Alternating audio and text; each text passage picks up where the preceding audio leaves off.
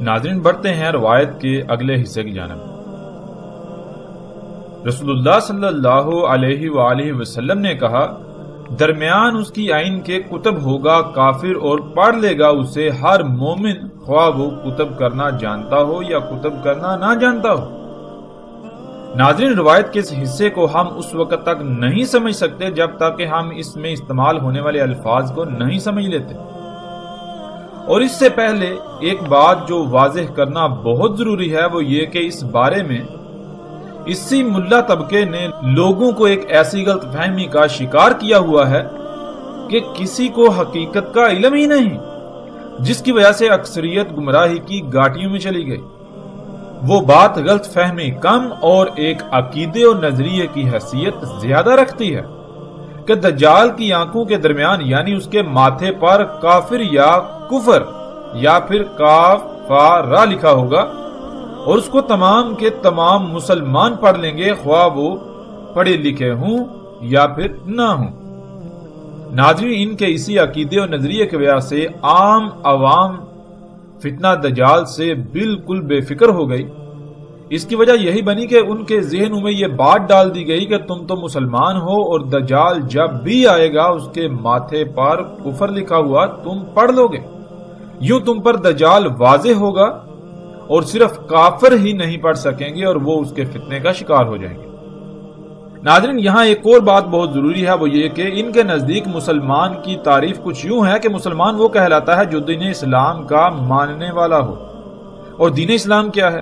اس کی تعریف کچھ یوں ہے کہ جیسے دنیا میں باقی مذاہب موجود ہیں جنہیں آپ ہندوازم، ہندوتوا، بدھزم، پارسی، یہودی یا عیسائی وغیرہ کا نام دیتے ہیں یا ان ناموں سے جانتے ہیں، بالکل اسی طرح ایک دائرہ ہے، ایک گروہ ہے جس میں داخل ہونے کا ایک رستہ ہے جو کہ کلمے کا اقرار، اور باہر نکلنے کا کوئی رستہ نہیں۔ اس دائرے کا نام اسلام ہے۔ جو بھی اس دائرے میں داخل ہوگا وہ مسلمان ہے اور جو اس دائرے کے باہر ہے وہ کافر ہے۔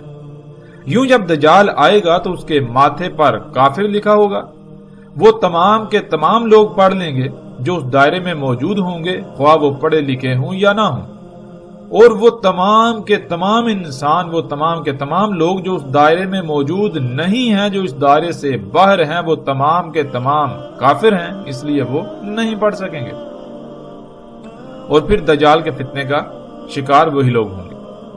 ناظرین، انتہائی دکھ اور افسوس اور اس سے بھی بڑھ کر پریشان کن بات یہ ہے کہ نہ صرف پوری دنیا میں اسلام کے بارے میں یہی نظریہ رکھا جاتا ہے، یہی تصور پایا جاتا ہے، بلکہ جو لوگ خود کو مسلمان کہلواتے ہیں وہ بھی اسی نظریے و تصور پر قائم ہیں۔ حالانکہ جیسے جیسے ہم آگے بڑھیں گے تو قرآن سے یہ بات بالکل کھل کر سامنے آئے گی کہ اللہ سبحانہ و تعالیٰ نے بہت سختی سے اس سے منع کیا تھا کہ جیسے یہود و نصارہ نے اسلام کو یہود اور عیسائیت کے نام پر دائروں میں بند کر دیا اور ان کے نزدیک وہی دائرہ اسلام اور اسی دائرے والے اللہ کے چہیتے اور باقی سارے انسان کافر و جہنمی ہیں، تم ایسا مت کرنا۔ لیکن خود کو مسلمان کہلوانے والوں نے بھی بالکل وہی کیا کہ باقی مذاہب کی طرح اسلام بھی ایک دائرے کا نام ہے، ایک دائرے کو اسلام قرار دیا، اسلام کا نام دے دیا۔ جو اس دائرے میں داخل ہوگا وہ دنیا اور آخرت میں اللہ کا چہیتا، اور باقی سب کے سب انسان جو اس دائرے سے باہر ہیں وہ بدترین کافر و مشرک اور جہنم میں جائیں گے۔ کسی کو یہ علم ہی نہیں کہ اسلام ہے کیا، لفظ اسلام کے معنی کیا ہیں اور مسلم کے معنی کیا ہیں۔ یہ تمام کے تمام الفاظ اشیاء کی پہچان کے لیے ان کے نام نہیں ہیں، بلکہ یہ تو اسماء ہیں، یعنی یہ تو صفات ہیں۔ اس میں کچھ شک نہیں، کوئی شک و شبہ نہیں کہ اللہ سبحانہ و تعالیٰ نے قرآن میں دو ٹوک الفاظ میں صراحت کے ساتھ یہ کہا کہ اللہ کے ہاں صرف ایک ہی دین قابل قبول ہے اور وہ ہے اسلام۔ اسلام کے علاوہ کوئی بھی دین اللہ کے ہاں قبول نہیں کیا جائے گا، قابل قبول نہیں ہے اس کے علاوہ۔ لیکن ناظرین اس کا ہرگز یہ مطلب نہیں ہے کہ اللہ کے نزدیک اسلام کا مطلب وہی ہے جسے آج پوری دنیا کے انسان اسلام قرار دینے پر بازد ہیں۔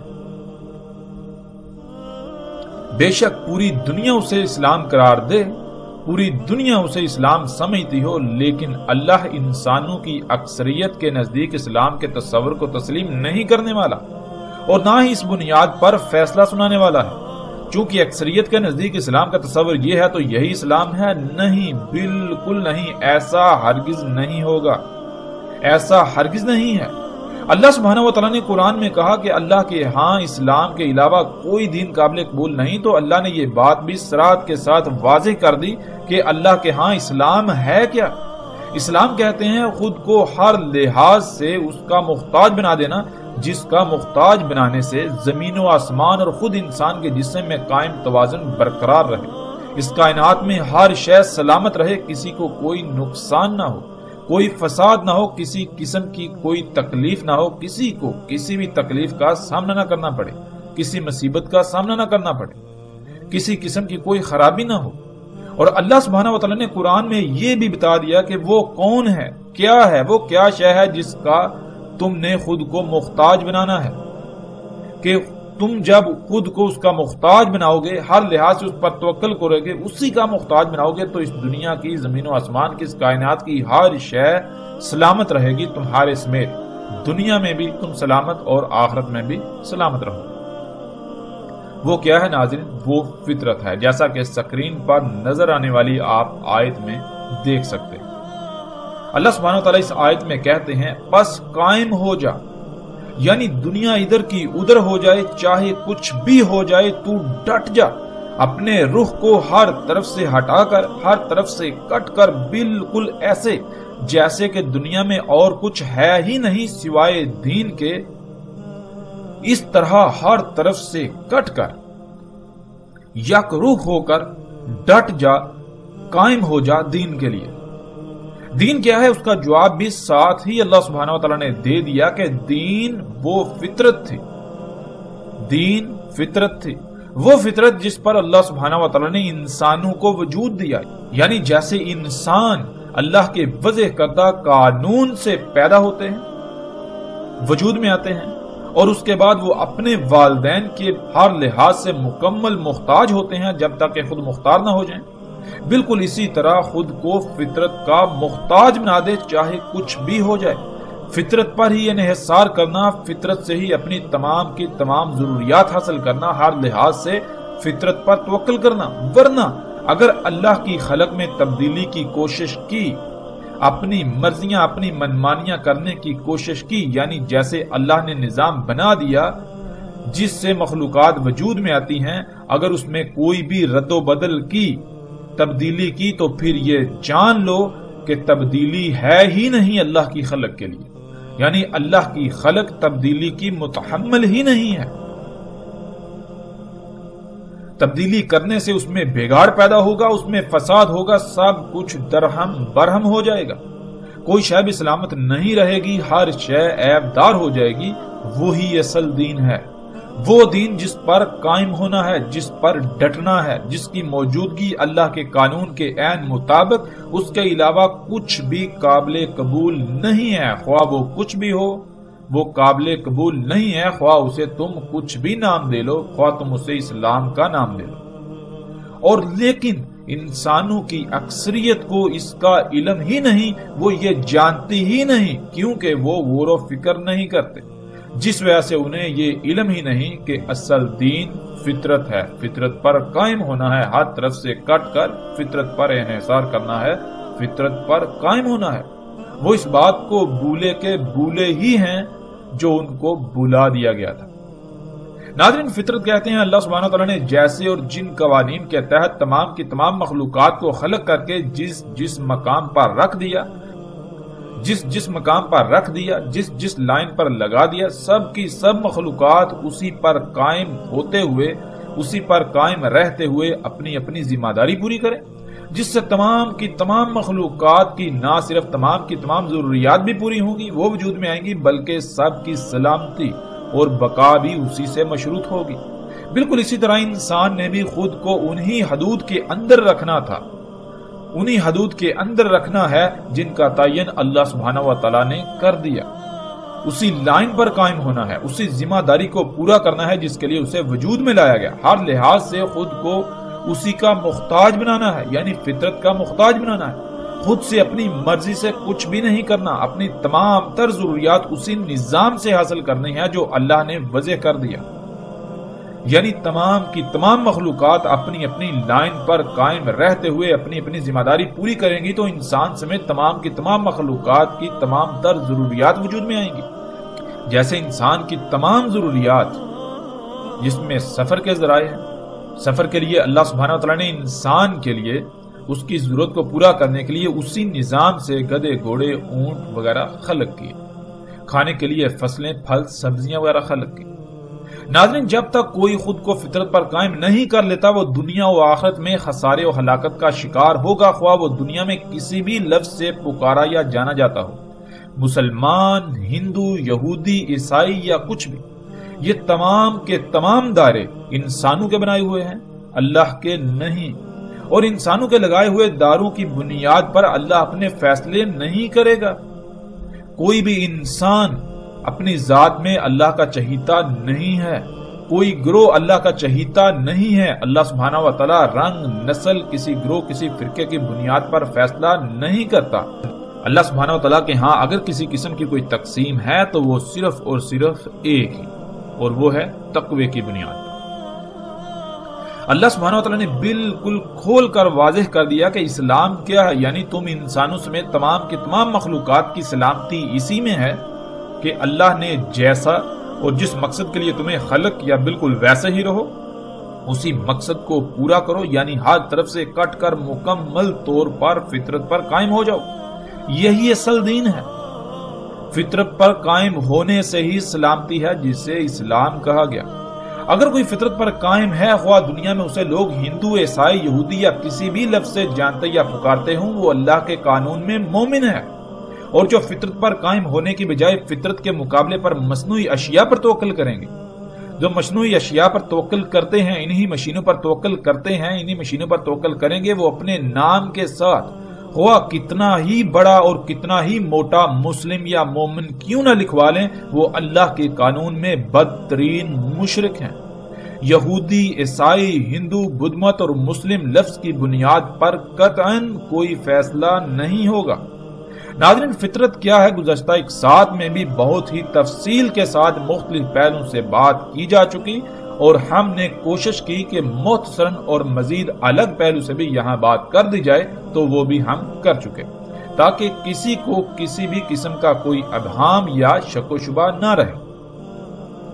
اب ناظرین آتے ہیں واپس اسی موضوع کی طرف کہ دجال کی عین کے درمیان کافر کتب ہوگا جسے ہر مومن غور و فکر کر کے جان لے گا، خواہ وہ لکھنا جانتا ہو یا نہ جانتا ہو۔ ناظرین، جو عقیدہ و نظریہ اس حوالے سے پوری دنیا میں پھیلا دیا گیا، لوگوں کے اذہان میں راسخ کر دیا گیا، کچھ وقت کے لیے اگر اسے صحیح مان بھی لیا جائے تو سوال یہ پیدا ہوتا ہے کہ اگر آپ چینی یا روسی زبان نہیں آتی، آپ چینی یا روسی زبان نہیں بول سکتے، اور کوئی آپ کے سامنے چینی یا روسی یا اس کے علاوہ ایسی زبان میں آپ کے سامنے کوئی لفظ لکھ کر لے آتا ہے جسے آپ نہیں سمجھ سکتے، جسے آپ نہیں جانتے، تو کیا آپ اس لفظ کو پڑھ پائیں گے؟ خواہ آپ کتنے ہی بڑے مومن کیوں نہ ہوں۔ اگر آپ کو چینی زبان نہیں آتی تو آپ کے سامنے چینی میں لکھا ہوا آپ کا اپنا نام تک نہیں پڑھ سکتے، تو پھر یہ کیسے ممکن ہے کہ کوئی شخص اپنے ماتھے پر کافر لکھ کر سامنے آ جائے، اور جو پڑھے لکھے نہیں محض مسلمان کہلوانے کی بنیاد پر وہ اسے پڑھ لیں گے، اور جو مسلمان کہلوانے والے نہیں، خواہ وہ کتنا ہی پڑھے لکھے کیوں نہ ہوں، وہ نہیں پڑھ پائیں گے؟ کیا آج دنیا میں بہت بڑی تعداد میں ایسے لوگ موجود نہیں جو مسلمان کی بجائے یہودی، عیسائی اور مختلف مذاہب کے کہلاتے ہیں، لیکن وہ عربی پر اس طرح عبور رکھتے ہیں کہ اس طرح کوئی عام مسلمان نہیں رکھتا، جن کو علم ہے اس لفظ کافر یا کفر کا؟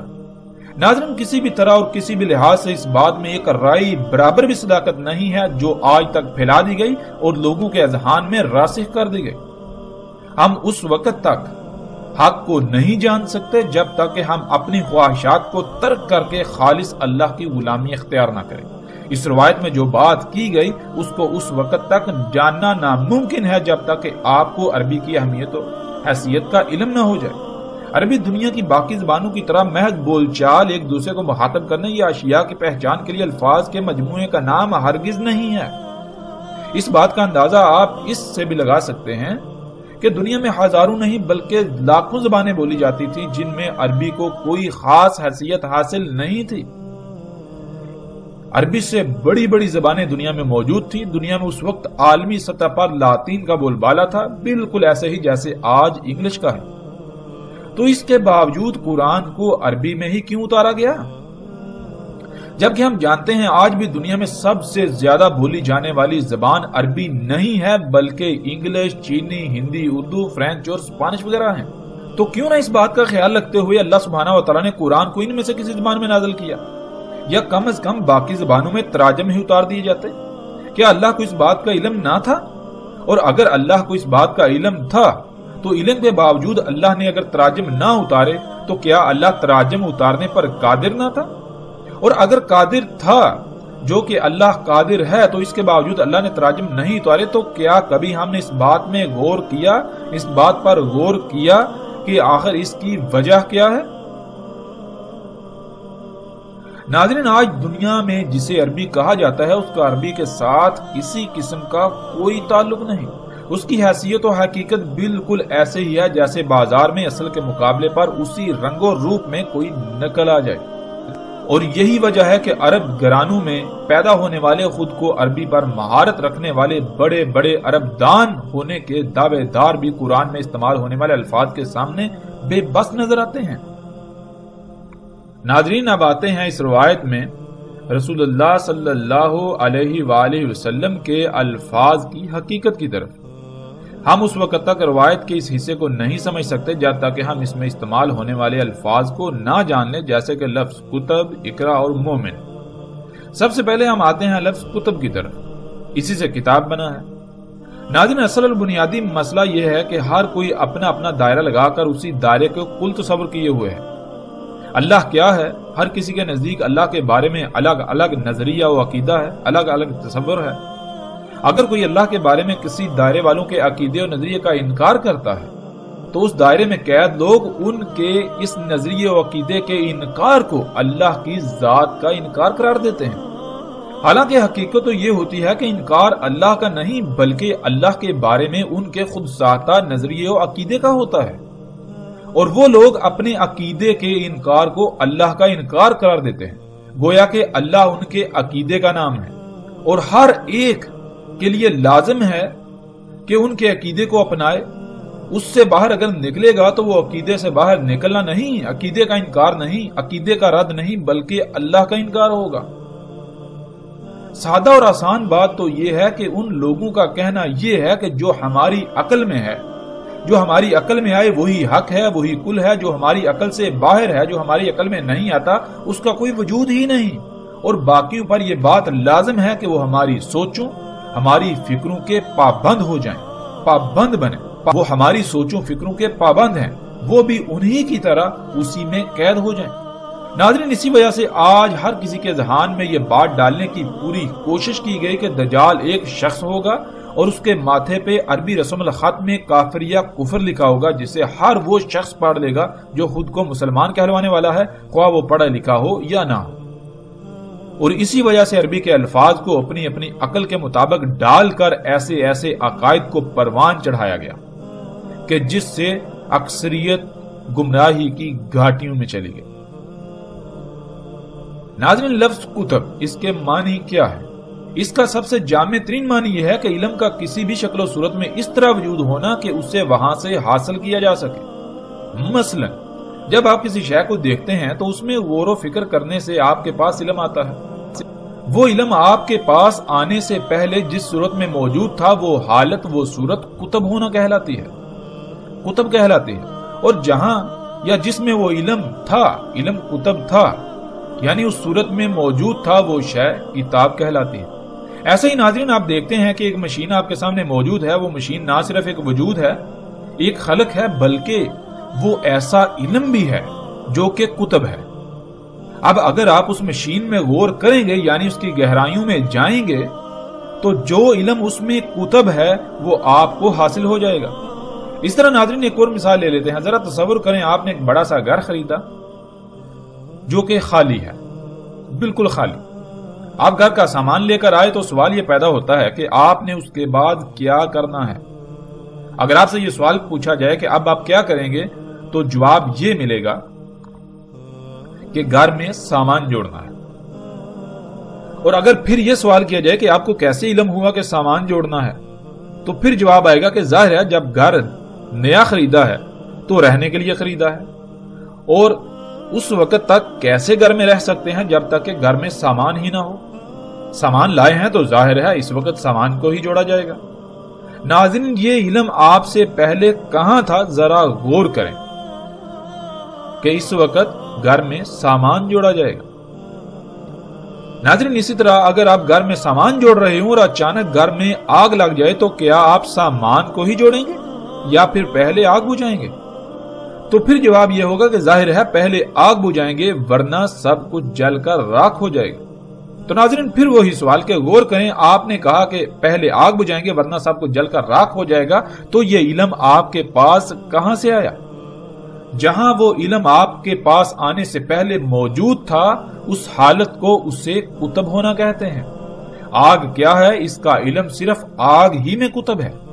آپ اس وقت تک نہیں جان سکتے جب تک کہ آپ آگ کو اقرا نہیں کر لیتے، یعنی اس میں غور کر کے یہ نہیں جان لیتے کہ آگ میں کیا علم موجود ہے۔ جیسے ایک بچہ جو آگ سے ناشنا ہوتا ہے وہ پہلی بار جب آگ کے قریب جائے گا تو اس سے نہیں علم کہ آگ کیا ہے، وہ بغیر کسی خوف و خطر کے آگ کو چھو لے گا، لیکن اس کے بعد آئندہ وہ آگ کے قریب بھی نہیں جائے گا کیونکہ اس سے علم ہو گیا کہ آگ جلاتی ہے جس سے جلنے کی تکلیف ہوتی ہے۔ تو ناظرین وہ علم جو پہلے اس بچے کے پاس نہیں تھا اس کے پاس آنے سے پہلے وہ علم کہاں تھا؟ اس حالت کو اسے کتب کہتے ہیں۔ ہم موجودہ دور کی اشیاء ہی کی ایک مثال لے لیتے ہیں۔ مثال کے طور پر ناظرین جب آپ اپنے کمپیوٹر یا موبائل میں کچھ لکھتے ہیں یعنی کتب کر رہے ہوتے ہیں تو کیا آپ وہ قلم اور سیاہی سے کتب کر رہے ہوتے ہیں؟ اور کیا وہ کاغذ کے اوراق پر کتب ہو رہا ہوتا ہے اور پھر کسی ایسی کتاب کی شکل میں محفوظ ہوتا ہے جسے آپ کتاب کہتے ہیں یعنی کاغذات کے اوراق؟ نہیں، بالکل نہیں، بلکہ وہ تو کمپیوٹر کے اس حصے میں کتب ہو رہا ہوتا ہے جسے آپ ہارڈ ڈسک کا نام دیتے ہیں۔ جس میں علم کتب ہو وہ عربی میں کتاب کہلاتی ہے۔ آپ جب اپنے کمپیوٹر میں کچھ کتب کرتے ہیں تو وہ کہاں پر کتب ہوتا ہے، کہاں پر جا کر محفوظ ہوتا ہے وہ آپ جانتے ہیں، اسے آپ ہارڈ ڈسک کا نام دیتے ہیں، لیکن عربی میں اسے ہارڈ ڈسک نہیں بلکہ کتاب کہا جائے گا۔ عربی میں اسے کتاب کہتے ہیں۔ اب ناظرین اگر وہ کتاب جس میں علم کتب ہوا وہ آپ کے سامنے لائی جائے یعنی وہ ہارڈ ڈسک آپ کے سامنے لا کر رکھی جائے تو کیا آپ اسے اقرا کر لیں گے یعنی پڑھ لیں گے؟ آپ یہ جان لیں گے کہ اس میں کون سا علم موجود ہے، کون سا علم اس میں کتب ہے جسے آپ ہارڈ ڈسک کہتے ہیں؟ اس میں کیا علم کتب ہے؟ نہیں نا، کیونکہ آپ میں یہ جاننے کی صلاحیت ہی نہیں کہ اس میں کیا کتب ہے۔ اس میں جو کتب ہے اسے جاننے کی صلاحیت کمپیوٹر میں ہے۔ ناظرین یہ ہے کتب کا معنی اور کتاب کیا ہے یہ بھی ہم پر واضح ہو گیا۔ اللہ سبحانہ وتعالی نے قرآن میں اس کائنات کو، زمین و آسمانوں کو کتاب کہا اور ان میں موجود تمام کی تمام مخلوقات کو اس کتاب کی آیات کہا۔ جب آپ پر یہ بات واضح ہو گئی کتب کیا ہے اور کتاب کسے کہتے ہیں تو پھر آپ پر یہ بات بالکل واضح ہو جائے گی کہ اس کائنات کو اللہ نے کتاب کیوں کہا۔ اللہ نے جس علم سے اس کائنات کو خلق کیا، تمام کی تمام مخلوقات کو خلق کیا، جیسے نظام چلا رہے ہیں وہ سب کا سب علم انہی مخلوقات میں انہی کے اندر موجود ہے جسے عربی میں کتب ہونا کہا جاتا ہے۔ ناظرین جب علم کتب ہوتا ہے تو اس کتب علم کو غور و فکر کر کے جس میں وہ علم کتب ہے اس کی گہرائی میں جا کر اس علم کے حصول کو عربی میں اقرا کہتے ہیں۔ گھر میں سامان جوڑنے کے دوران آگ لگ گئی تو پہلے آگ بجھائیں گے، حالانکہ کسی نے بھی آپ کو نہیں کہا بلکہ آپ نے خود جان لیا۔ جس طرح جان لیا اسے عربی میں اقرا کہتے ہیں، یعنی آپ نے آگ کو دیکھا، آپ کو علم ہے کہ آگ اگر نہ بجھائی گئی تو یہ سب کچھ جلا کر راکھ کر دے گی۔ یہ ہے یقرا یا اقرا۔ ناظرین اب آتے ہیں لفظ مومن کی طرف۔ قرآن میں متعدد آیات میں نہ صرف لفظ مومن دیکھا ہوگا آپ نے، بلکہ ایک اور لفظ آمنو بھی دیکھا اور پڑھا۔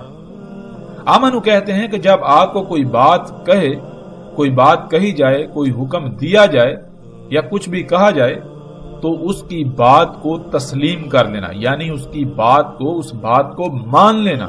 اور مومن کہتے ہیں جو اس بات کو مان کر، یعنی آپ سے کہی ہوئی بات کو مان کر اس پر عمل کرنا۔ یہیں پر آپ مومن اور مسلم میں فرق بھی جان سکتے ہیں۔ مومن تو آپ پر واضح ہو گیا کہ جو بھی حکم دیا جائے اسے مان کر اس پر عمل کرنا، اور مسلم کہتے ہیں جو حکم دیا گیا، جو بات کہی گئی، اس کے آگے سرنڈر کر دینا، اس پر عمل کرنا۔ ناظرین بظاہر مومن اور مسلم میں ایک ہی معنی نظر آتا ہے، لیکن ایک چھوٹا سا فرق ان دونوں الفاظ میں زمین و آسمان کے فاصلے پیدا کر دیتا ہے۔ آپ کو نہیں علم کہ کون سا شخص ہے جو خود دل سے بات کو تسلیم کر کے عمل کر رہا ہے، یا پھر کون ہے جو کسی مجبوری، کسی دباؤ، کسی لالچ، کسی خوف یا ڈر کے تحت سرنڈر کیے ہوئے ہے، مجبوراً بات مان کر عمل کر رہا ہے۔ جو بغیر کسی خوف، دباؤ، لالچ اور ڈر وغیرہ کے بات کو دل سے تسلیم کر کے عمل کرتا ہے، وہ مومن کہلاتا ہے۔ چونکہ یہ اندرونی کیفیت ہے تو انسان یہ فیصلہ نہیں کر سکتا کہ کون دل سے تسلیم کر کے عمل کر رہا ہے اور کون مجبوراً تسلیم کر کے عمل کر رہا ہے۔ جب تک کہ راسخ علم نہ آ جائے تو تب تک وہ مسلم ہی ہیں، یعنی سرنڈر کیے ہوئے ہیں، بات کو مان کر عمل کر رہے ہیں۔ کسی نے دل سے تسلیم کیا یا مجبوراً، یہ فیصلہ انسان کا نہیں بلکہ اس کا فیصلہ اللہ کرے گا۔ انسان ظاہر کا مکلف ہے تو ظاہر کی بنیاد پر فیصلہ کرنے کی صلاحیت رکھتا ہے، نہ کہ جس کا وہ مکلف ہی نہیں، جو اس کی پہنچ سے باہر ہے، اس پر وہ فیصلہ کرنے کی صلاحیت رکھتا ہو۔ ناظرین دجال کی آئین کے درمیان کتب ہوگا کفر، ہر مومن پہچان لے گا اسے۔ دجال کی آئین کیا ہے یہ ہم گزشتہ ایک ساتھ میں تفصیل کے ساتھ جان چکے، جو کہ تمام کے تمام دیکھنے کے آلات ہیں، جنہیں کیمروں سمیت دیکھنے کے مختلف آلات کا نام دیا جاتا ہے۔ ناظرین ان آلات سے جو کچھ بھی آج آپ کے سامنے لایا جاتا ہے، آپ کو دعوت دی جاتی ہے، وہ سارے کا سارا اللہ کے ساتھ کفر ہے۔ کفر کہتے ہیں انکار کرنے کو۔ مثلا جب اللہ نے حکم دیا کہ ہر طرف سے کٹ کر مکمل طور پر یک رخ ہو کر فطرت پر قائم ہو جاؤ، تو دیکھیں کہ جو دجال کے دیکھنے کے آلات کے ذریعے آپ کے سامنے لایا جاتا ہے وہ فطرت ہے یا پھر فطرت کے مقابلے میں اس کی ضد، فطرت کا کفر، اللہ کے حکم کا انکار۔ ناظرین مومن کیسے دجال میں کتب کفر کو پڑھ لے گا، کیسے پہچان لے گا؟ یہ بات بالکل واضح ہو جاتی ہے۔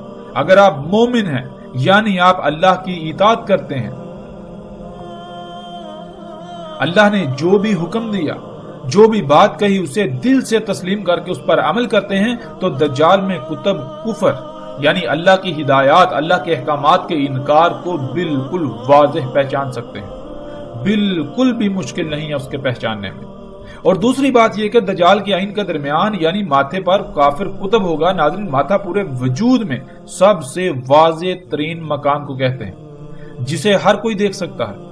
دجال میں کتب کفر جس کی وجہ سے یعنی اس کو اپنا رب بنانے والا کافر ہوگا، اللہ کے احکامات کا انکاری ہوگا، وہ اتنا واضح ہوگا، دجال کا کفر اتنا واضح ہوگا کہ ہر کسی کو نظر آ رہا ہوگا، لیکن اقرا وہی کر سکے گا، یعنی اس کفر کو وہی پہچان سکے گا، اس کا اسے ہی علم ہوگا جو مومن ہوگا، یعنی جو دنیا میں زندگی اس طرح گزارے گا کہ جیسے اللہ نے اس سے حکم دیا، اللہ کے احکامات کو دل سے تسلیم کر کے ان کے اوپر عمل کرنے والا ہوگا۔ آج دجال میں کتب کفر اتنا واضح ہے کہ جیسے جسم میں سب سے واضح ترین مقام ماتھا ہوتا ہے، کہ جسم کے کسی اور حصے پر کچھ لکھا ہو تو سب کو نظر نہیں آ سکتا، مگر ماتھے پر کچھ بھی لکھا ہو یا کوئی نشان لگا ہو تو ہر کسی کو نظر آ رہا ہوگا۔ بالکل اسی طرح دجال میں کتب کفر بھی اتنا ہی واضح ہے۔ اللہ نے اپنے رزق سے حلال طیب کا حکم دیا، مگر آج اللہ کے اس حکم کا انکار عملاً ہر طرف واضح نظر آ رہا ہے۔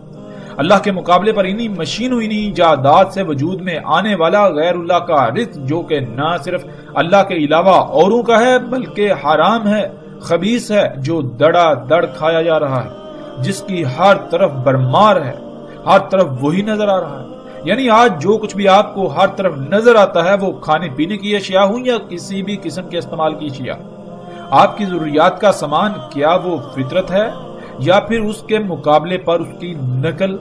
اللہ نے تو حکم دیا کہ فطرت پر قائم ہو جاؤ، اسی کو دین اسلام کہا۔ تو کیا آج اسلام کے دعوے داروں میں سے کوئی ہے جو یہ دعویٰ کر سکے کہ وہ فطرت پر قائم ہے؟ جب کوئی بھی فطرت پر قائم نہیں تو یہ دین اسلام ہرگز نہیں، یہ وہ دین نہیں ہے جس کو اللہ سبحانہ و تعالیٰ نے اسلام کہا، جو اللہ کے ہاں قابل قبول ہے، جس کے علاوہ دوسرا کوئی دین قابل قبول نہیں ہوگا۔ اللہ کے ہاں دین اسلام ہر طرف سے کٹ کر یک رخ ہو کر فطرت پر قائم ہونا ہے، اور آپ اس کے برعکس جسے جی چاہے اسلام کا نہ دیں، وہ آپ صرف اور صرف خود کو دھوکہ دینے کے علاوہ اور کچھ نہیں کر رہے۔ ناظرین، اس بات کو تسلیم کرنا اتنا آسان تو نہیں ہے، کیونکہ خود کو غلط کہنا اور آج تک جو کرتے رہے اس سب کو غلط کہنا ظاہر ہے اتنا آسان نہیں، لیکن مشکل بھی نہیں ہے اگر اللہ کی غلامی کرنا مقصود ہو۔ اگر خود کو بڑا بنائیں گے، تکبر کریں گے، تو ابلیس کا واقعہ قرآن میں مذکور ہے جو آپ کئی بار پڑھ چکے ہیں۔ جب اس پر اس کا غلط ہونا واضح کیا گیا تو بجائے اس کے کہ وہ اپنی غلطی مان کر اپنی اصلاح کرتا اور فلاح پا جاتا، فلاح کا سودا کرتا، بلکہ وہ اکڑ گیا کہ اس نے جو پہلے کیا وہ کیوں غلط ہو سکتا ہے؟ نہیں، بالکل نہیں، بلکہ وہ بالکل صحیح تھا۔ اور پھر اس کا انجام کیا ہوا؟ اس کا انجام کسی سے بھی پوشیدہ نہیں ہے۔ ناظرین، کیا دجال میں کفر ہر طرف کھلم کھلا واضح نہیں ہے؟ بالکل واضح ہے۔ اللہ نے فطرت پر قائم ہونے کا حکم دیا تو اللہ کے اس حکم کا کفر آپ کو ہر طرف نظر آئے گا۔ آپ نے پیاس بجھانی ہے تو اللہ کے حکم کا انکار فطرت کی بجائے اس کی ضد طرح طرح کے خبیث حرام مشروبات کھانا ہے تو اللہ کے حکم کا کفر طرح طرح کی مصنوعی اور فطرت میں مداخلت کر کے، اللہ کی مخلوقات میں مداخلت کر کے، چھیڑ چھاڑ کر کے، ان میں ملاوٹ کر کے خبیث حرام خوراک ہیں۔ ناظرین، سواری کے ذرائع جو آپ استعمال کرتے ہیں، کیا وہ اللہ کے حکم کے عین مطابق فطرتی ذرائع ہیں جن کا اللہ نے قرآن میں ذکر کیا؟ گدے، گھوڑے، اونٹ، خچر، یا پھر فطرت کی ضد مصنوعی ذرائع؟ آپ کی جتنی بھی ضروریات ہیں، کوئی ایک بھی شے ایسی نہیں کہ جو فطرت ہو، بالکل سب کا سب مصنوعی، فطرت کی ضد، فطرت میں مداخلت کر کے تبدیل شدہ۔ اپنے کچن میں موجود ایک ایک شے کو دیکھیں، اپنے گھر کی تمام اشیاء کو دیکھیں، اپنے گھر کے در و دیوار کو دیکھیں، ان پر موجود رنگ، کیا وہ فطرت ہے؟ ناظرین، ذرا غور تو کریں۔ انسانوں کی ایک بہت بڑی تعداد کے نزدیک میں ایک پاگل سے بڑھ کر کوئی حیثیت نہیں رکھتا ہوں گا، کیونکہ اس پیغام کو سننے اور دیکھنے والوں کی اکثریت دل میں اور اپنے ساتھ بیٹھے دوستوں، بہن بھائیوں، رشتہ داروں اور ایک دوسرے سے یہی کہہ رہے ہیں کہ یہ شخص پاگل ہے، اور طرح طرح کی گالیوں اور حقیر ترین الفاظ و القابات سے نواز رہے ہوں گے، اور اس کے علاوہ ہر طرح کا رد عمل سامنے آئے گا جس کا وہ اظہار کرنے پر قادر ہے، جس کا وہ اظہار کرنے پر مجبور ہے۔ لیکن ایسے تمام کے تمام انسانوں کے لیے میں صرف اتنا ہی کہوں گا کہ طوفان کو دیکھ کر ریت میں سر دنسا لینے سے طوفان ٹل نہیں جاتا۔ آپ کے اس رد عمل سے حق پر کوئی آنچ نہیں آنے والی۔ آج ان باتوں کا انکار کرنا، ان سے منہ موڑنا بہت آسان ہے، کیونکہ دنیا کی رنگینیاں جو سامنے ہیں، مگر یہ رنگینیاں ایسا دجل ہیں، ایسا دھوکہ ہیں جس کا آپ تصور بھی نہیں کر سکتے۔ ان رنگینیوں کی آڑ میں ایک ایسا عذاب آپ کے سر پر آ چکا ہے کہ وقت کے فیصلہ سنانے کی دیر ہے، اور وقت بھی اپنا فیصلہ سنانے کو ہے۔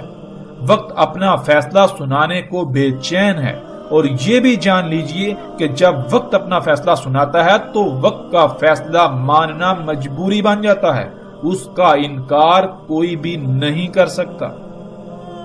ناظرین، واپس موضوع کی طرف پلٹتے ہوئے ہم آگے بڑھتے ہیں۔ رسول اللہ صلی اللہ علیہ وآلہ وسلم نے کہا، کس طرح ہوگا تمہارے ساتھ، کیا حالت ہوگی تمہاری جب تمہیں آزمائش میں ڈالا جائے گا ایک ایسے عبد یعنی اللہ کے غلام سے جس میں پھیلاؤ ہے، یعنی پھیلا ہوا ہے، تحقیق مسخر کی گئی اس کے لیے انہار الارض، یعنی جیسے انسان کے جسم میں خون کی شریانیں ہوتی ہیں، بالکل اسی طرح زمین میں ایسی ہی شریانیں ہیں جن میں زمین کا خون گردش کرتا ہے، انہیں انہار الارض کہا جاتا ہے، اور اس کے یعنی زمین کے ثمرات مسخر کیے گئے اس کے لیے۔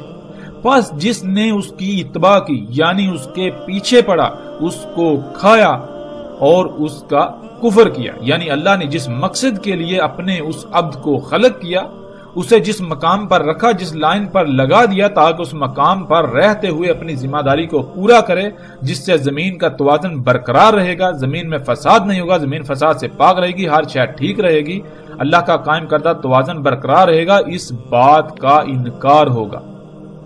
اس کے پیچھے پڑنا اور اس کا کھانا، اس کا اپنی مرضی کے مطابق استعمال کرنا،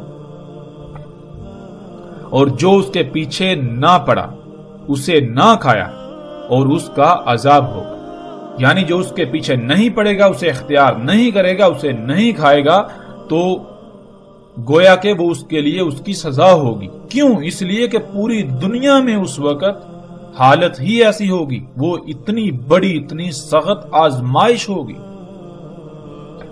کہ اس کے بغیر، اس کے پیچھے پڑے بغیر، اس سے بنی ہوئی اشیاء سے کھائے بغیر دنیا میں زندہ رہنا انتہائی مشکل ہوگا، بہت بڑی ایک عظیم آزمائش ہوگی۔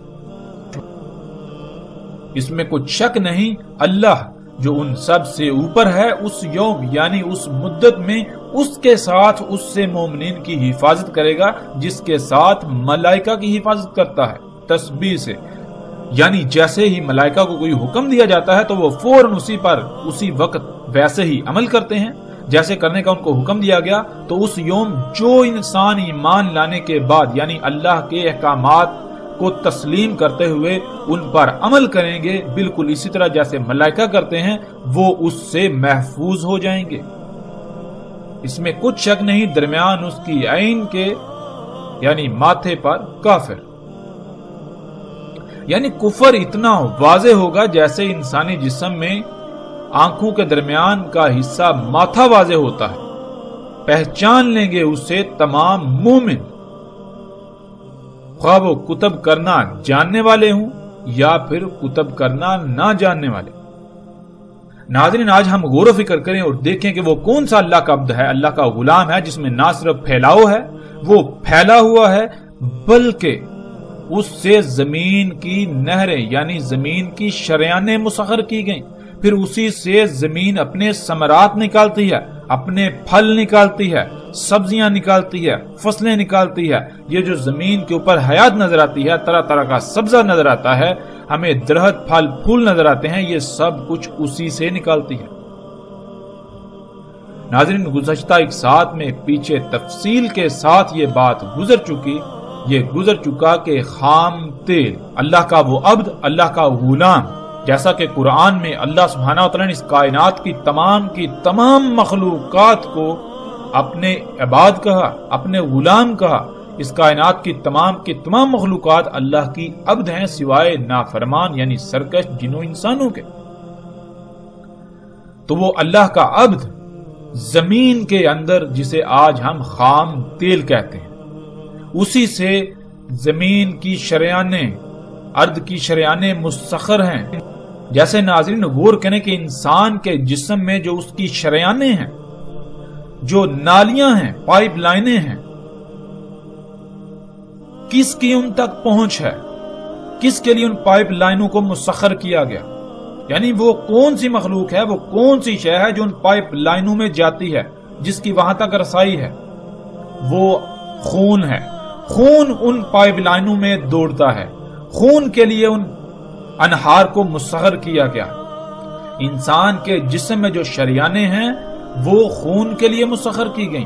تو بالکل اسی طرح ناظرین جو زمین کی شریانیں ہیں، بالکل اسی طرح جیسے انسان کے جسم میں شریانیں ہیں، نالیاں ہیں، بالکل اسی طرح جو زمین کے اندر پائپ لائنیں ہیں، زمین کی شریانیں ہیں، وہ کس کے لیے مسخر کی گئیں؟ وہ کون سی شے ہے، وہ کون سا اللہ کا عبد ہے کہ جس کی ان تک رسائی ہے، ان تک پہنچ ہے؟ وہ خام تیل ہے، وہ بالکل اسی طرح جیسے آپ کے جسم میں آپ کا خون ہے، بالکل اسی طرح زمین میں زمین کا خون۔ پھر ناظرین غور کریں کہ وہ کون سی شے ہے جس سے زمین اپنے پھل پھول نکالتی ہے، زمین اپنی نباتات نکالتی ہے، زمین کے اوپر جو آپ سبزہ دیکھتے ہیں، جو حیات دیکھتے ہیں، وہ اپنے اندر سے باہر نکالتی ہے۔ وہ کون سی شے ہے؟ وہ یہی خام تیل۔ ناظرین کبھی آپ نے غور کیا کہ آپ کے جسم پر بال جو کہ نائلون ہیں، آپ کے جسم پر ناخن جو کہ پلاسٹک ہے، آپ کے جسم میں ہڈیاں، آپ کے دانت، یہ سب کچھ کہاں سے آ گیا؟ کیا کبھی آپ نے غور و فکر کیا؟ یہ سب کچھ جو آپ کھاتے ہیں اس سے بنا، اور جو آپ کھاتے ہیں وہ کہاں سے آیا؟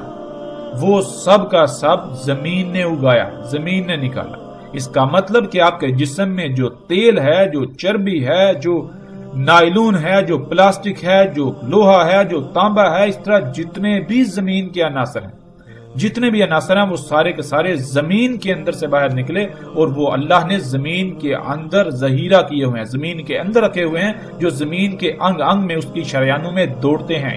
جیسے انسان کے جسم میں اس کی شریانوں میں خون دوڑتا ہے، اسی سے زمین اپنے خزانے باہر نکالتی ہے، اپنی یہ جو نباتات ہیں یہ باہر نکالتی ہے۔ وہ کیا ہے؟ وہ خام تیل ہے۔ اور ناظرین اسی خام تیل کو انسان نے براہ راست جب نکالا، اسی خام تیل سے سب کا سب وجود میں آ رہا ہے، اسی خام تیل سے رنگ وجود میں آتے ہیں، اسی خام تیل سے مختلف تیل اور ایندھن وجود میں آتے ہیں، اسی خام تیل سے آگ و بارود بن رہا ہے، اسی خام تیل سے پلاسٹک، نائلون، اسی خام تیل سے کپڑا، اسی خام تیل سے آپ سکرین پر دیکھ سکتے ہیں اس وقت دنیا میں شاید ہی کوئی ایسی شے ہو جس میں اس خام تیل کا کوئی کردار نہ ہو۔ اس وقت شاید ہی کوئی ایسی شے ہو کہ جو خام تیل کے بغیر انسان اسے وجود میں لا سکتا۔ تو ناظرین آگے رسول اللہ صلی اللہ علیہ وآلہ وسلم نے کہا کہ جو اس کے پیچھے پڑا، جس نے اس سے کھایا، بس اس نے اس کا کفر کیا، اللہ کے عبد کا کفر کیا۔ اللہ سبحانہ و تعالیٰ نے اس کائنات کو کیسے خلق کیا؟ اس کائنات میں تمام کی تمام مخلوقات وہ بالکل ایسے ہیں جیسے ہمارے جسم میں مختلف اعضاء ہیں۔ جب ہر عضو اپنے اپنے مقام پر رہتے ہوئے اپنی اپنی ذمہ داری پوری کرے گا تو جسم میں توازن برقرار رہے گا، ورنہ اگر کوئی ایک عضو بھی اپنی ذمہ داری ترک کرتا ہے یا اس کو اس کے مقام سے ہٹا دیا جائے تو جسم میں قائم توازن بگڑ جائے گا، جسے آپ بیماریوں کا نام دیتے ہیں۔ اس بگاڑ کو ختم نہ کیا جائے، دور نہ کیا جائے تو پھر جسم تباہی سے دوچار ہوگا، اپنی اجل سے دوچار ہوگا، جسے آپ موت کہتے ہیں۔ بالکل اسی طرح اس کائنات میں جتنی بھی مخلوقات ہیں وہ بالکل ایسے ہیں جیسے ایک وجود میں مختلف اعضاء ہوتے ہیں۔ وہ تمام کی تمام مخلوقات جب تک اپنے اپنے مقام پر رہتے ہوئے اپنی اپنی ذمہ داری پوری کریں گی تب تک اس کائنات کا توازن برقرار رہے گا۔ اگر کوئی ایک شے بھی اپنے مقام سے ہٹتی ہے، اپنی ذمہ داری کو پورا نہیں کرتی، تو زمین و آسمان میں اس کائنات میں فساد ہو جائے گا، سب کچھ درہم برہم ہو جائے گا۔ تو جو اس کے پیچھے پڑیں گے، اس سے کھائیں گے، اسے اختیار کریں گے، جو اس کی اتباع کریں گے، اس کے پیچھے پڑیں گے، تو وہ اس بات کا کفر کریں گے کہ اللہ نے اسے کسی نہ کسی مقصد کے لیے خلق کیا تھا، کہ اس کو اگر ہم چھیڑیں گے تو کائنات میں فساد ہوگا، کچھ بھی نہیں ہوگا۔ وہ انکار کر دیں گے اس بات کا کہ کوئی فساد نہیں ہوتا، کوئی کچھ نہیں ہوتا، ہماری مرضی، ہم جیسے جی چاہے استعمال کریں، کچھ بھی نہیں ہوگا۔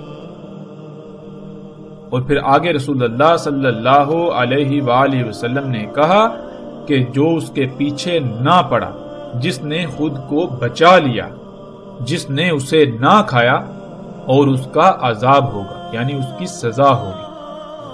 مطلب یہ کہ ناظرین آج جب آپ غور کریں تو پوری دنیا میں فطرت کے مقابلے پر نقل دندنا رہی ہے، جس کو رسول اللہ نے دجال کہا۔ تو ایسے میں آپ غور کریں کہ اگر اس کے بغیر، اس کے پیچھے پڑے بغیر آپ دنیا میں زندگی گزارنا چاہیں تو کیا وہ آسان ہے؟ ذرا غور تو کریں۔ اگر آپ اپنی ضروریات کو پورا کرنے کے لیے اس وقت فطرت پر انحصار کرتے ہیں تو کیا حالت ہوگی، جو کہ رسول اللہ صلی اللہ علیہ وسلم نے کہا کہ تمہاری کیا حالت ہوگی، کیا ہوگا تمہارے ساتھ۔ جب تمہیں آزمائش میں ڈالا جائے گا ایک عبد کے ساتھ، ایک عبد سے۔ تو ناظرین، آج ہم اللہ کے اس کو غلام کو اگر اس کے پیچھے نہ پڑیں، اگر اس سے بننے والی اشیاء سے اپنی ضروریات پوری نہ کریں تو غور کریں ہماری حالت کیا ہوگی۔ جو آپ بار بار کہتے ہیں کہ اگر ہم یہ سب چھوڑ دیں تو کہاں جائیں، کیا کریں، تو جان لیں رسول اللہ صلی اللہ علیہ وآلہ وسلم نے یہی تو کہا تھا کہ تمہاری اس وقت کیا حالت ہوگی جب تمہیں اس کے ساتھ آزمائش میں ڈالا جائے گا۔